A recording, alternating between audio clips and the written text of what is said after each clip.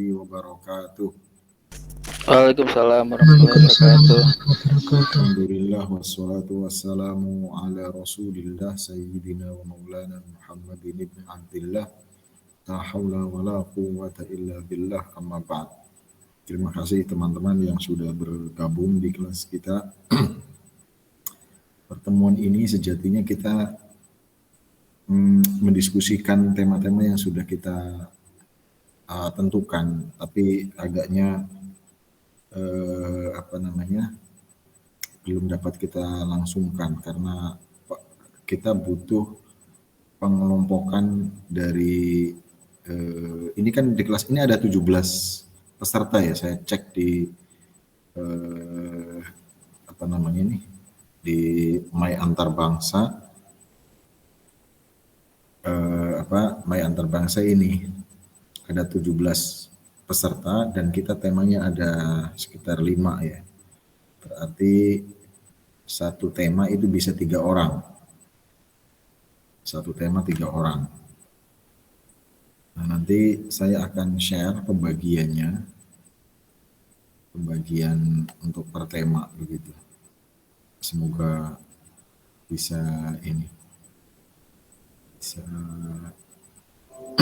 optimal nanti setelah ini. Yang pertama nanti kita akan diskusi tentang sejarah perumusan dasar negara. Setiap tema ini menjadi sangat penting, menjadi sangat mendasar untuk mendiskusikan segala hal selain itu nantinya. Karena semua kebijakan yang ada di suatu negara yang nanti pada akhirnya berdampak pada kehidupan masyarakat keseluruhan dan dalam semua aspeknya itu diawali dari dasar negara tersebut begitu. Jadi misalkan saja. Oke guys, jadi ceritanya aneh malam ini pengen ada pondok aturan ya mengenai sepi banget nih. Udah, ambil kamera, gasin lah. This is the quiet cat. Aturan pendirian rumah ibadah di Indonesia itu pasti muara pangkalnya adalah dasar negara itu, aturan-aturan yang melandasi dari semua aturan-aturan lainnya. Nah, oleh karena itu kajian mengenai sejarah perumusan dasar negara itu menjadi sesuatu yang harus kita ketahui sehingga kita tidak ahistoris, tidak terputus pemahamannya. Kita jangan sampai hanya membaca misalnya aturan hukum positif tentang pernikahan atau tentang perceraian atau tentang apapun. Kita tidak akan punya gambaran lengkap manakala kita tidak menelusuri dasar negara tersebut. Kenapa begitu? Dasar negara itulah yang menginspirasi aturan-aturan turunan yang ada di kita. Adapun tema ini harapannya kita akan punya pemahaman mengenai ide-ide yang beredar seputar penetapan dasar negara di Indonesia itu. Jadi kalau sejarah selama ini khawatir menimbulkan efek kebosanan, saya berharap sejarah mengenai perumusan dasar negara ini tidak menjadikan kita bosan mengkajinya.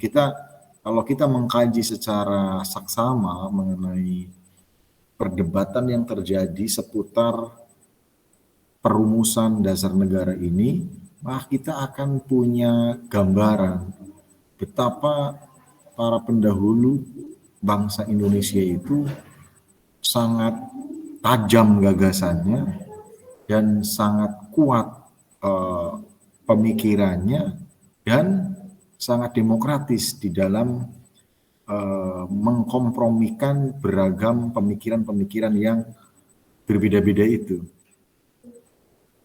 Itu kita harus mampu menangkap itu. Nanti kita akan kenal di sana ada faksi agama misalnya, faksi nasionalis, faksi apapun lah di sana. Yang kesemuanya itu punya pijakan berpikir yang kuat. Dan masing-masing kelompok ini lalu secara sadar dengan mempertimbangkan kesatuan dan persatuan, lalu kemudian terjadi titik temu yang bisa disepakati oleh seluruh elemen dari para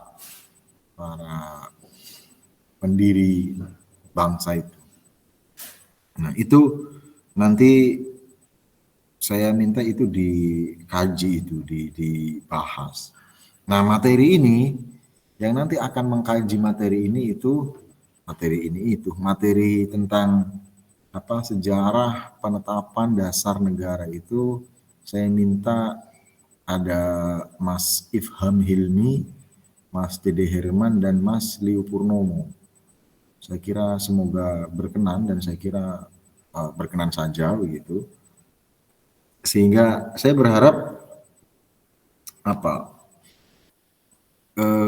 peristiwa yang sangat historis itu, ya, peristiwa yang sangat menentukan wajah bangsa dan negara Indonesia itu kita pahami dalam suasana akademik begitu. Bukan soal kita setuju atau tidak setuju, tapi kita sebagai kaum terdidik melihat fakta sejarah seperti itu, ya sudah kita tampilkan apa adanya, kita ikuti nalar masing-masing tokoh yang beredar di sana, dan lalu selanjutnya kita bisa memberikan analisa begitu, sehingga tidak dalam konteks kita mengecam kelompok ini, kita mendukung kelompok ini, tidak.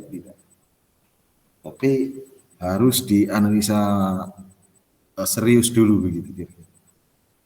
Itu jadi Mas Dede Herman, Mas Ifham, Mas Hilmi, Mas Ifham, Mas Liu, itu saya minta untuk pekan depan mempresentasikan materi itu. Kemudian materi Pak, maaf, itu ada yang mau masuk, belum di ACC. Ya, ini saya izinkan semua. Kemudian yang berikutnya, tema yang nanti akan kita, atau saya kira 4 orang saja ya, biar tidak banyak-banyak temanya. Mas Dede Herman, Mas Ifham, Mas Liu, dan Mas Nur Muhammad. Itu nanti 4 teman kita ini akan menjadi narasumber untuk materi sejarah perumusan dasar negara Indonesia, kira-kira begitu. Yang kedua, mengenai tata aturan pendirian rumah ibadah. Ini tema ini selalu dari dulu lah, itu selalu menjadi isu yang sangat sensitif. Yang paling baru itu penolakan pendirian rumah doa, atau mungkin nama lain dari gereja sebenarnya, di Malang ya, yang kemudian mendapat penolakan dari tokoh setempat, yang lalu viral dan terus bergulir gitu. Ini tema ini kita ajukan untuk menjadi bahan diskusi di kelas kita, dengan maksud kita sekali lagi sebagai pelajar itu punya sedikit pemahaman yang benar mengenai aturan itu.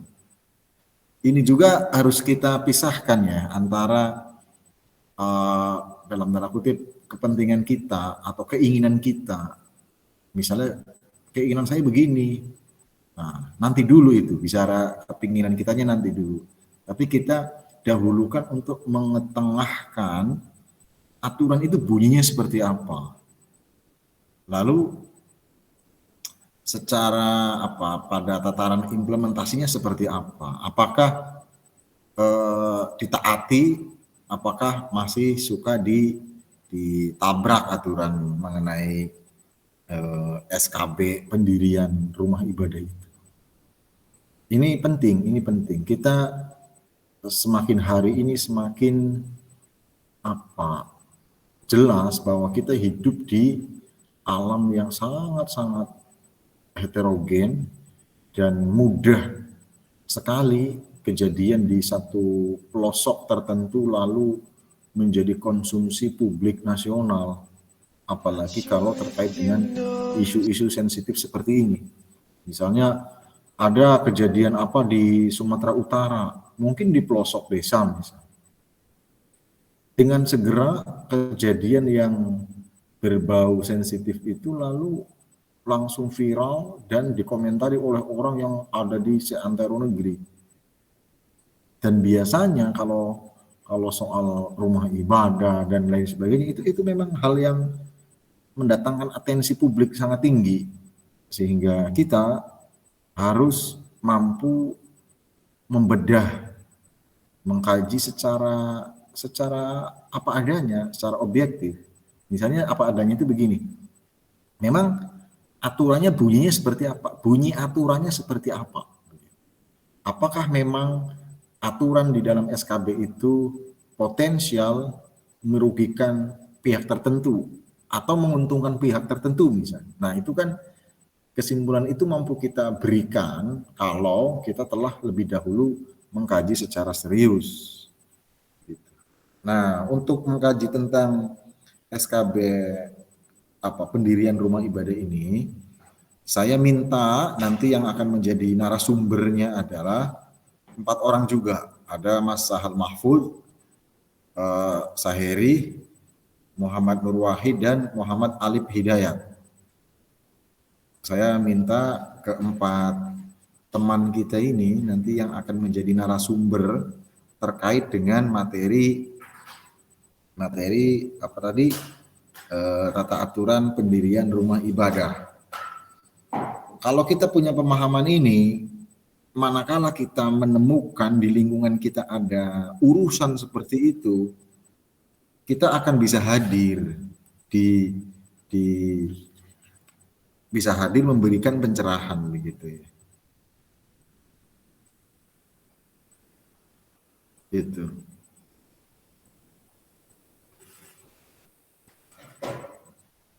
Jadi tadi ya empat narasumber tadi, dari mulai Sahal Mahfud, Saheri, Muhammad Nur Wahid, dan Muhammad Alif Hidayat. Kemudian yang kemarin kita juga sudah sepakati, tema berikutnya itu adalah tentang aturan pengeras suara di rumah ibadah. Biasanya isu ini sudah menjadi isu tahunan. Tiap kali Ramadan itu kontroversi ini selalu muncul. Nah, itu penting karena langsung bersentuhan dengan publik yang notabene ya antusias di dalam hal ini. Ada di peraturan, kalau tidak salah SK Menteri Agama atau apa, itu mengatur soal itu. Dan ketika kita berbicara tentang itu, tidak melulu soal suara masjid, suara dari gereja pun terkena aturan itu, kan rumah ibadah. Hanya memang yang selalu ramai itu masjid. Kenapa masjid? Karena tentu saja jumlahnya jauh lebih banyak. Kenapa masjid jumlahnya lebih banyak? Ya karena pemeluk agama Islam banyak. Nah ini juga nanti saya minta oleh kelompok 3 dibicarakan. Bunyi aturannya seperti itu, lalu yang selalu memunculkan kontroversi itu di aspek apa, dan kenapa kontroversi itu muncul dan nyaris langganan tahunan itu. Coba saja, bentar lagi itu soal pengeras suara dari rumah ibadah itu akan ramai lagi. Setidaknya akan muncul. Misalnya sahur, kalau tarahiman, kalau apa, itu seperti itu. Dan kita akan dengan mengkaji seperti ini kita akan tahu. Misalnya aturan mengenai pendirian rumah ibadah, aturan mengenai suara pengeras suara dari rumah ibadah. Ini produk aturan tahun berapa? Apakah masih relevan saat ini aturan itu? Dan apa alasan kita misalnya mengatakan itu masih relevan atau itu sudah tidak relevan? Itu harus kita ungkap gitu. Nah, untuk aturan itu, untuk perihal itu, untuk aturan mengenai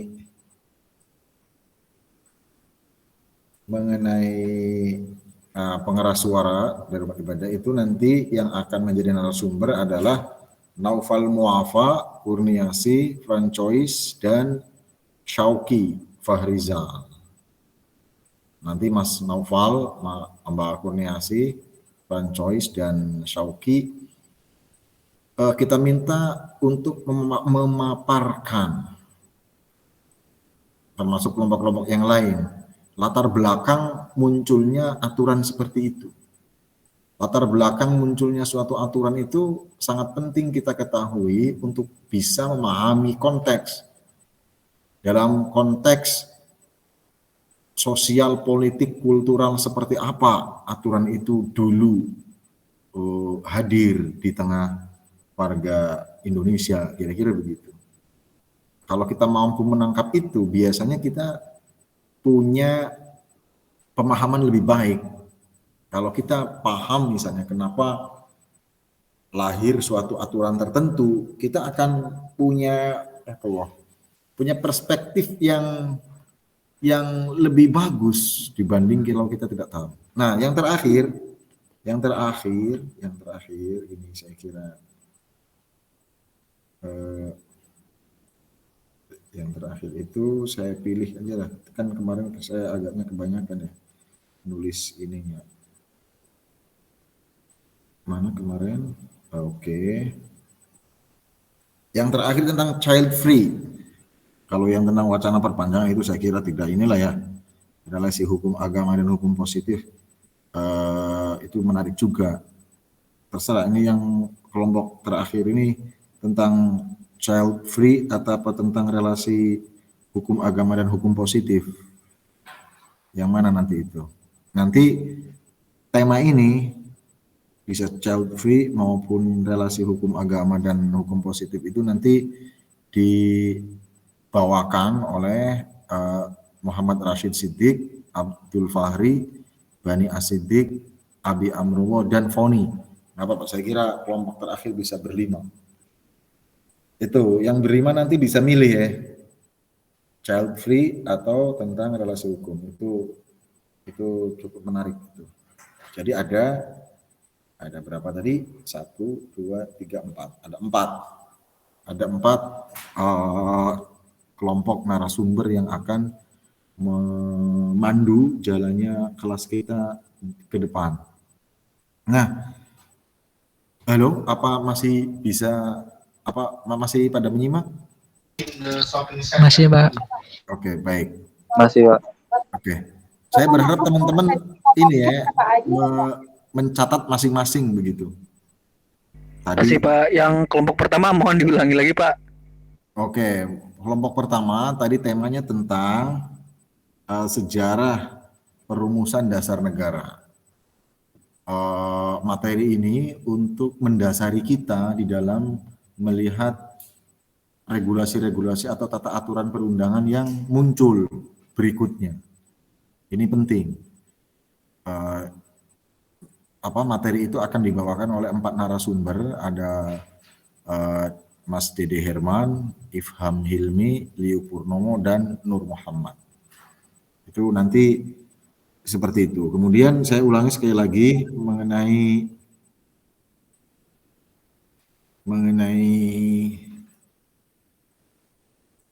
apa SKB pendirian rumah ibadah.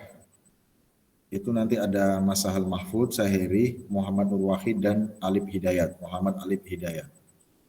Dan yang ketiga, aturan mengenai pengeras suara dari rumah ibadah. Itu ada Naufal Muafa, Kurniasi, Francois, dan Syauqi.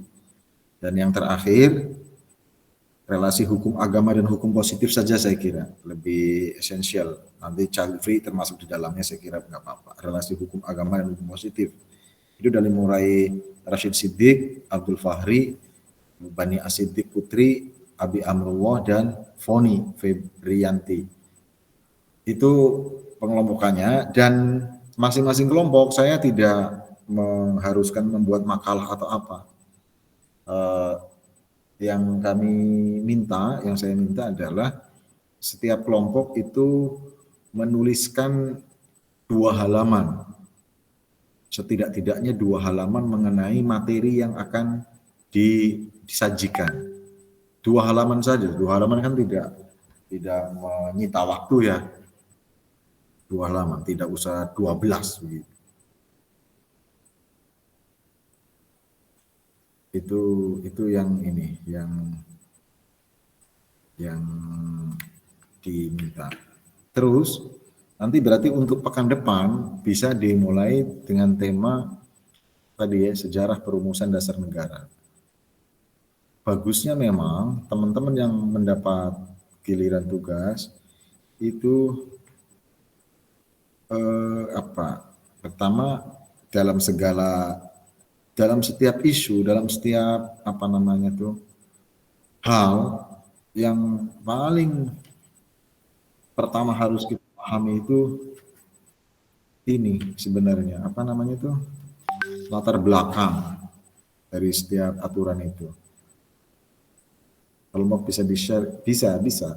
Saya tadi ngebaca dari My Abang, My Antar Bangsa. Ngikuti absen.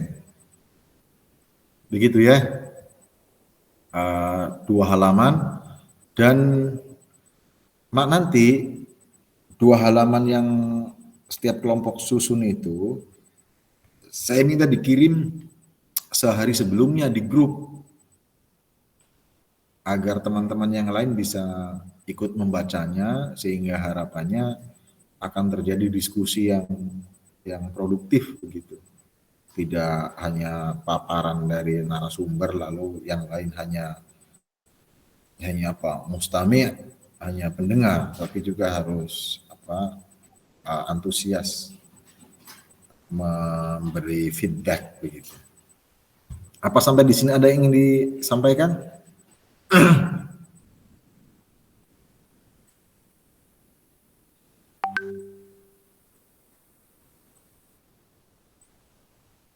Oke. Nah, yang terakhir sebagai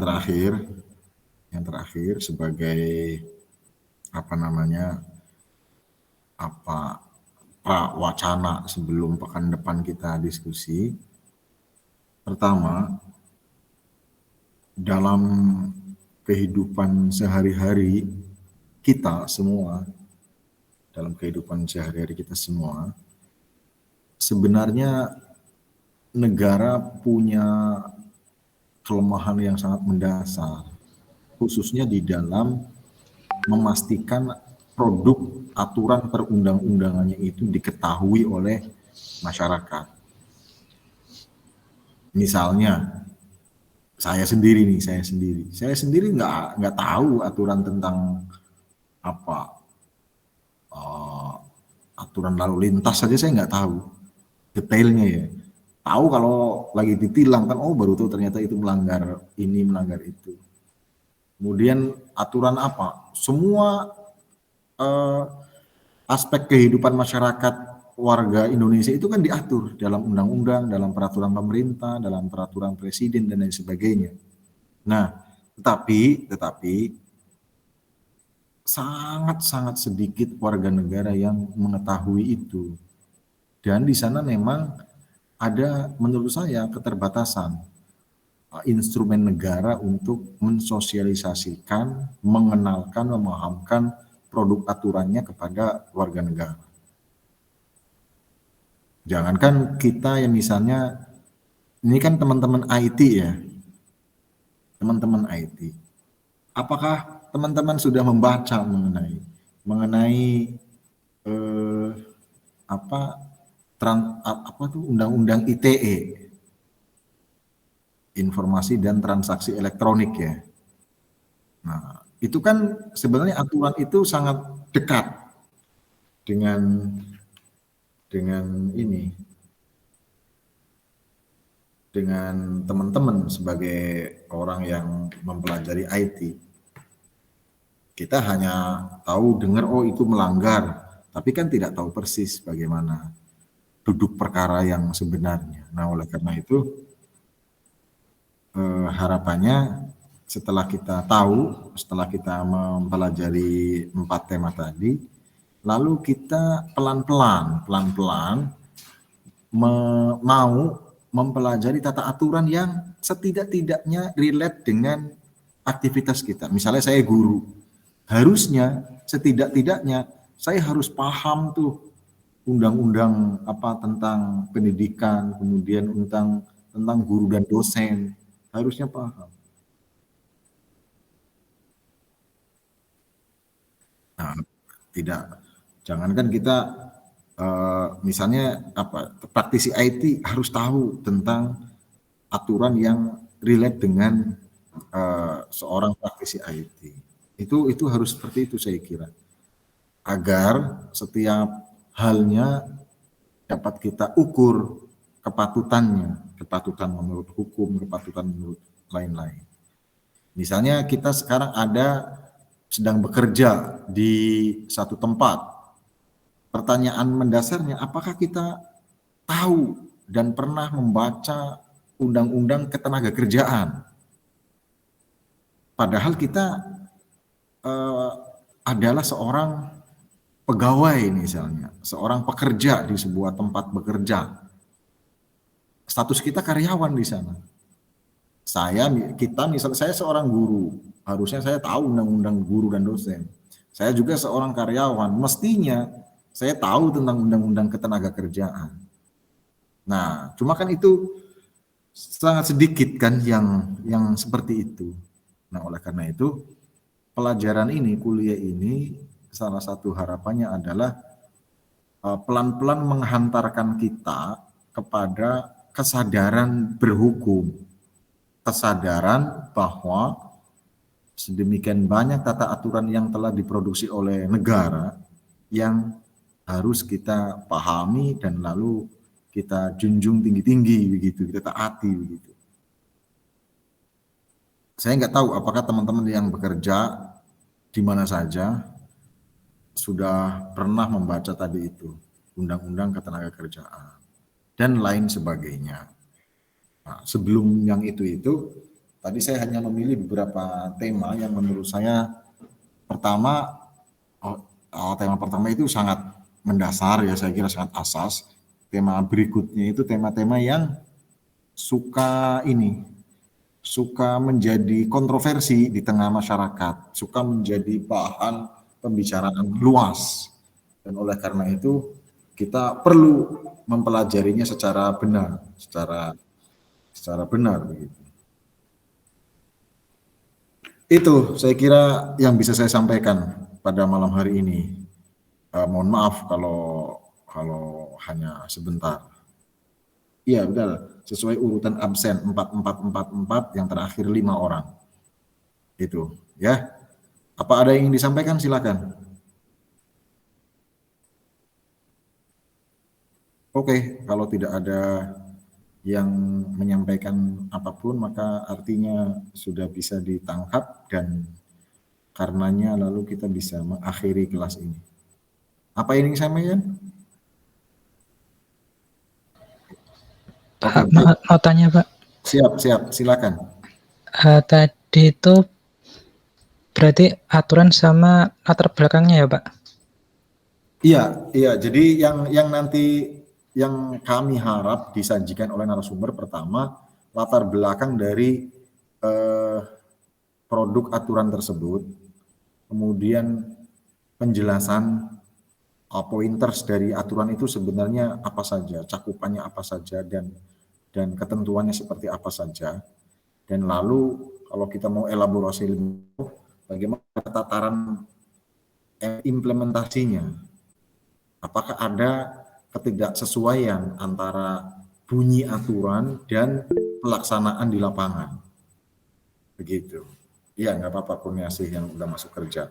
Kemudian kita sebagai pembaca, kita analisa seberapa dapat diandalkan undang-undang itu. Apakah masih relevan? Apakah sudah tidak layak lagi aturan? Namanya aturan kan ada masa ininya ya, bukan masa berlaku, ada masa kecocokannya begitu. Adanya suatu amandemen undang-undang itu kan karena dipandang undang-undang itu sudah tidak memadai untuk masa sekarang, sehingga undang-undang produk zaman dulu perlu diamandemen, perlu diubah. Kita bisa itu. Misalnya, apakah aturan mengenai pendirian rumah ibadah itu masih bisa dipertahankan, masih bisa diandalkan. Nah, itu kan harus memahami persis. Saya kira itu. Dan silakan teman-teman bisa mengeksplor lebih jauh lagi materi-materinya. Demikian saya kira, jika sudah tidak ada yang teman-teman ingin sampaikan, bisa kita akhiri, dan insya Allah kita bertemu di pekan depan dalam suasana lebih baik, dalam suasana dialogis yang hidup, yang produktif, yang menggairahkan, maksudnya bikin kita terus berpikir gitu. Terima kasih teman-teman. Nanti mohon setelah ini nanti di list ininya ya, presensinya. Saya terkadang tidak mencatat langsung. Terima kasih. Kita akhiri dengan sama-sama berdoa baca surah Fatihah dengan harapan semoga Allah Subhanahu wa taala mengampuni dosa kita semua, memberikan kepada kita, orang tua kita, keluarga kita, dan guru-guru kita kesehatan, keafiatan, kemanfaatan, keberkahan, kemuliaan dunia akhirat. Ini adalah qabul wa syafa'atir rasul wa taysiril umur. Al-Fatihah. A'udzu billahi minasyaitonir rajim. Bismillahirrahmanirrahim. Alhamdulillahirabbil Ar-Rahmanir-Rahim. Maliki yaumiddin. Iyyaka na'budu wa iyyaka nasta'in. Ihdinas siratal mustaqim. Siratal ladzina an'amta 'alaihim ghairil maghdubi 'alaihim waladdallin. Terima kasih teman-teman, semoga pada sehat terus, produktif terus, manfaat terus, berkah terus. Wallahul muwaffiq ila aqwamit thoriq. Wassalamualaikum warahmatullahi wabarakatuh. Waalaikumsalam warahmatullahi wabarakatuh. Terima kasih.